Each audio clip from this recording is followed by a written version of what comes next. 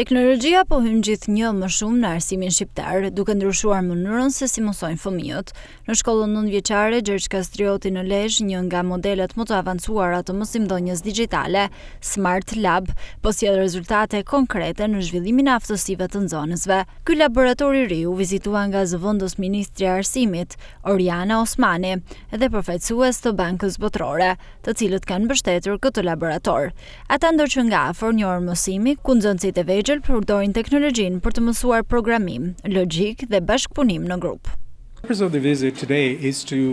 Arsyeja që sot jemi këtu është të shohim se si ndikon teknologjia në arsim, si është arsimi sot dhe si do jetë nesër, i mbështetur mbi teknologjinë. Dhe, siç tham, ky është realiteti. Nxënës të fillorës që po përdorin teknologjinë jo thjesht si një mjet për të argëtuar, por si një mjet për të zgjeruar horizontin dhe për të ndihmuar zhvillimin e tyre, gjë që sjell ndikim dhe në zhvillimin e ekonomisë. Ky është një mjet i rëndësishëm që ndihmon të ardhmen e vendit dhe normalisht ne po mbështesim qeverinë në aplikimin e kësaj teknologjie dhe metodologjie nëpër shkolla, gjithmonë në shërbim të së ardhmes.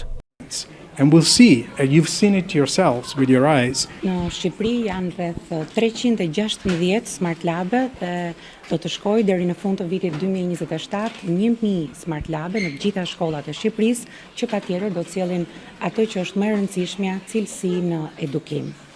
216 prej tyre janë në fakt të investuara prej Bankës Botërore, që në fakt e falenderojmë për gjithë investimin e bërë, dhe ajo që është më e rëndësishme është që teknologjia në këtë rast nuk është thjesht mjet, por është një mundësi e mirë për të zgjeruar mundësitë e tyre për të mësuar, dhe ajo që është më e rëndësishme për ta përdorur teknologjinë në të mirë të edukimit dhe për të rritur akoma më shumë cilësinë në arsim.